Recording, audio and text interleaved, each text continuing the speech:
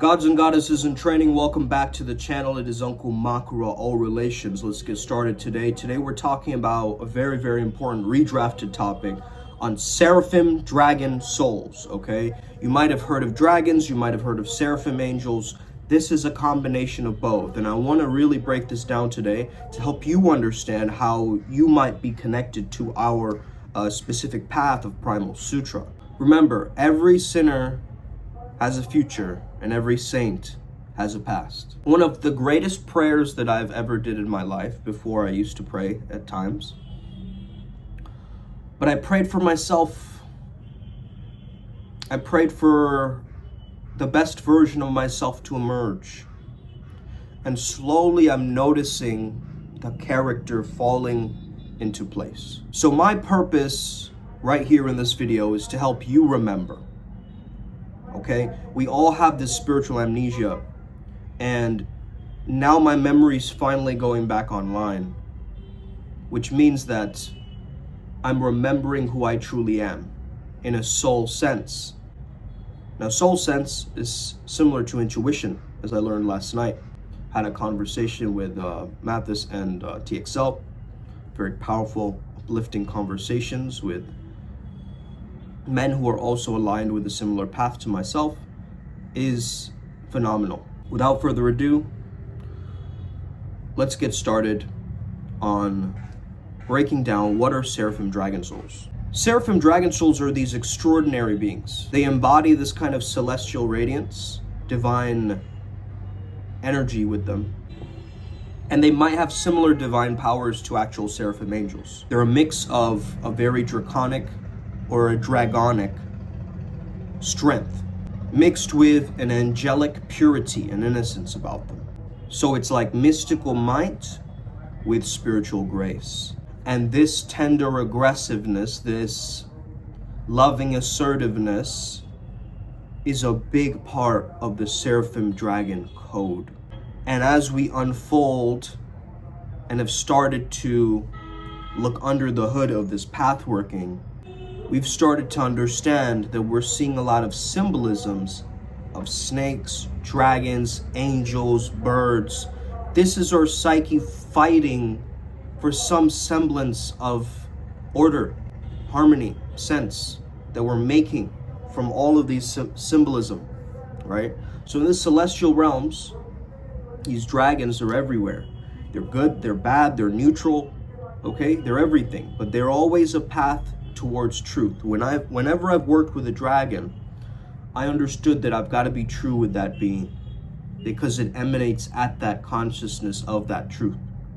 Now, obviously, there's false light beings and so forth, and they can convince you otherwise. That's why this journey is really niche and really needs to be fine-tuned. So these are guardians of the cosmic harmony already, right? This is what we must understand. So they are said to be woven into, similarly how Tantra is the word weaving, right? So they're woven into the primordial light of creation. The Primal Sutra, going back to wholeness, oneness, source. So they bridge realms. They can operate on multiple dimensions at once. Sometimes they serve as gatekeepers for the Akashic records. They're protectors of sacred knowledge, and they love embellishing in sacred practices. But they're very advanced spiritual practitioners, so they're not going to go with the generic mantra next door. They help you weave out the most eclectic, esoteric, unconventional wisdom that aligns perfectly with your divine soul's mission and grace. So unlike other dragonic or draconic beings who just embody water or just embody fire, like you have a fire dragon, water dragon, Seraphim dragons embody all of the elements in the most purest sense. So their breath can manifest as these mystical flames. It can even be crystalline light or different harmonic frequencies that are coming through the dragon's breath. I love using chants and vibrations. One of my favorite ones is 963, okay? You have 369, 963 is a very, very powerful frequency to tap into the Seraphim essence, that, as far as I've noticed. And also these are sounds that resonate at celestial choirs and things like this. So the Tesla numbers reversed does something for this very powerful manifestation to occur, this embodiment to occur.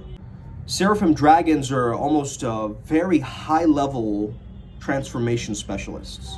They can communicate through geometric patterns and sigils at times, so they won't give you a very clear picture, but they will give you lots of shapes.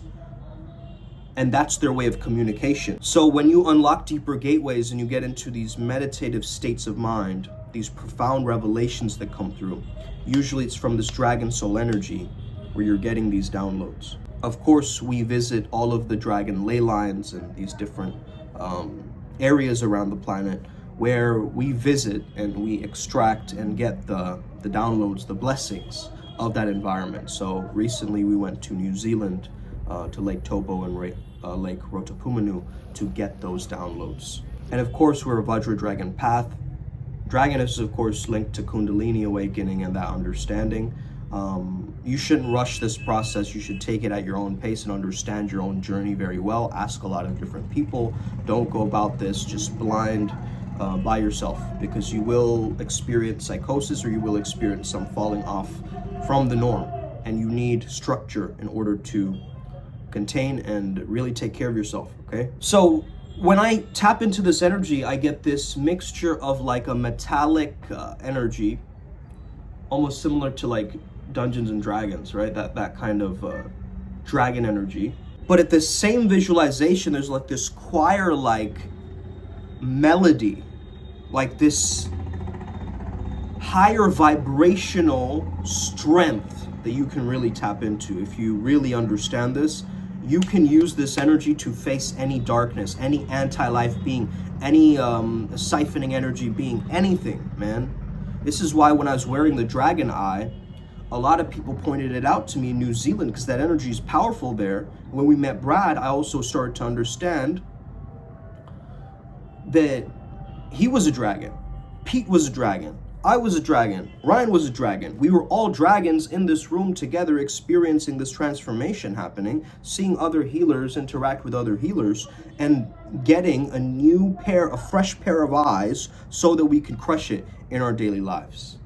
And so, when Pete did a Reiki healing on me, he saw an etheric crown and dragon wings. Okay, angel wings, but I kind of saw it more so as like he saw fins, and it was more of a sea creature, like the Makara. So my Makara form is probably some kind of a sea dragon form, sea beast, right? That movie. But yeah, guys. Thank you so much for tapping in, tuning in. I got to get going to this lunch. Have an incredible day. May the flow be with you and stay legendary. Let's get it, Upward Spiral Gang.